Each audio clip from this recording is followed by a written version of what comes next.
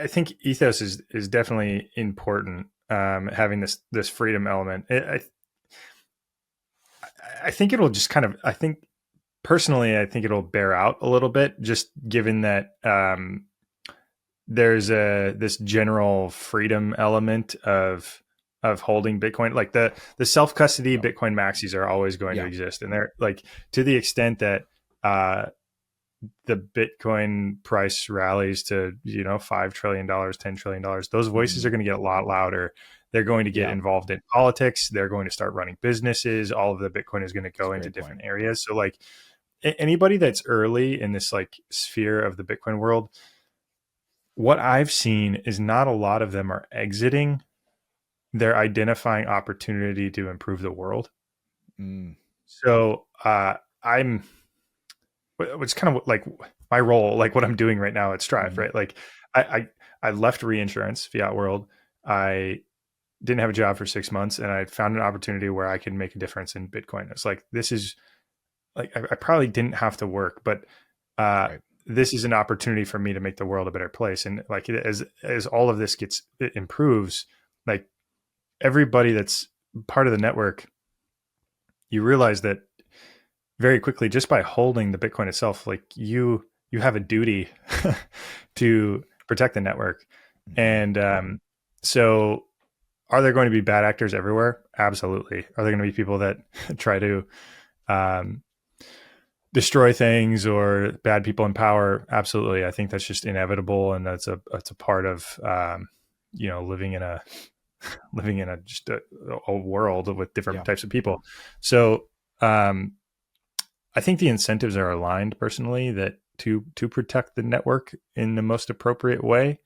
Uh, and as these Bitcoiners become more wealthy, they're going to be in positions of power, running businesses, and getting integrated in politics. And that's just like the natural progression, in my opinion. So Mhm. that like should incentivize appropriate incentive alignment, in my opinion. Yeah. That's a great point. I agree as well. I mean, those freedom maximalists, the people inside the community will continue to get wealthier and wealthier and will start venturing into these other places and become louder. So that's probably the best way to put it. So I couldn't agree Yeah, more. so I've got one of my buddies here in the state that I live in. He was like, "Oh, this the state is capitally repulsive," um, and I just laughed and I was like, "Well, okay, well, why don't you do something about it?"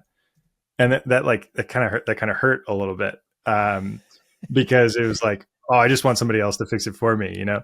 And I was like, "Well, you gotta make a change," and it's the the insurance industry in the state that I live in is actually one of the most favorable industries.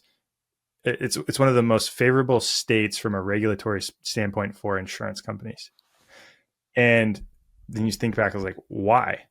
Well, because insurance companies like 100 years ago had all the money. Like they had power. They controlled the regulatory environment. They controlled the politics. And like who's going to have the power in the future? It's like, well, it's the Bitcoiners. The Bitcoiners are going to have all the Yeah. money, and they should be running companies. They should be making the world a better place, and everyone will be incentivized to do that. Um, the so you think of the natural progression. It's like uh, the cream is going to float to the top, and those people they'll be viewed as very like intelligent people in their own communities because like you must be intelligent because you're wealthy and you're Hmm. happy, you've got a good family. Like I can see your prosperity and you're hopeful, and like in my opinion those are the people that will succeed uh in politics in the future because there's a lot of things to not be hopeful about in the world. So you're like those types of people are inspiring that have this um, energy about them. Yeah. I couldn't agree more. I would love for your to get your thoughts on silver. We mentioned silver and gold, like from the precious metals earlier. I believe you did, right, kind of at the top. And we're obviously seeing stuff we haven't seen in silver and well, at least I guess 10, 15 years. And obviously it's the global, a tier one asset, just with central banks and stuff like that. And obviously very entrenched. Speaking of demographic shifts, obviously the older generations, legacy institutions, very entrenched. And so I would love your thoughts just on what you're seeing there, maybe what that's signaling in the broader economy. Obviously M2, we touched on that briefly earlier, and just, the movement in the M2, and in the Fed rate cuts. So kind of, we've touched on a little bit of these things, but I would love maybe just some of your thoughts. You can touch on any of that, but there's so many things happening, alluding to what you said earlier. I think there's going to be things that are ripping here, but we already have silver, gold, really moving, M2. So I would love for you to just kind of unpack this for a minute, just kind of digesting all this. Yeah, and this is something that I'm doing analysis on, just kind of continuously watching how these markets are moving. But if you look at some of these precious metals over a time horizon, they perform how you'd think Bitcoin would perform in the long run. So like if you look at them on different time horizons, like 5-year time horizons going back in history, like those precious metals are outperforming the S&P 500 in like most time horizons that you look at. So it's a historical liquidity vacuum. Those precious metals have historically been a liquidity vacuum in times of excess liquidity, with the exception of like 14 to 18, like 2014 to 2018, where there was the stock was just incredible stock market rallies as a result of the 08-09 financial crisis and starting from a low base there. But so yeah, I keep an eye on them. I look at things priced in gold. Like I'll look at Bitcoin priced in gold. So that's something I'm kind of looking at, is like, what is the price of Bitcoin relative to the price of gold, and looking at kind of peaks and troughs in that perspective. And historically, gold has moved before Bitcoin has moved in past bull markets. So I think, I get accused of being a perma bull, but like seeing gold rip is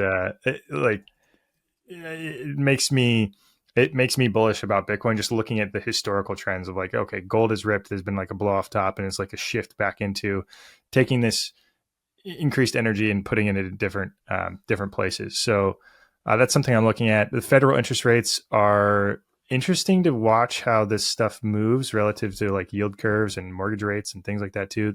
Clearly, there's a lot of pressure in the housing market. Everything looks overvalued from like every perspective you look at. The relative prices relative to incomes is just like totally overblown. Interest rates are high, affordability is low. A lot of people locked in these mortgages like very low in the, when interest rates were zero. A lot of people aren't moving. Tax liabilities are increasing because property values are going up. Everybody's kind of pinned. It seems like the Fed is kind of pinned. There's like a no-win solution. You raise interest rates, everything's screwed. You drop interest rates, everything's screwed for different reasons. So it's like, pretty much. It's just like they seem like really pinned here.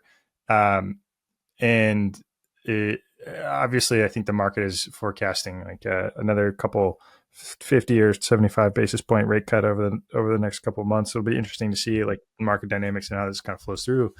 But and in thinking of the relativities in the bond market, what happens with bond prices when interest rates drop? Bond prices rise because the yields are falling.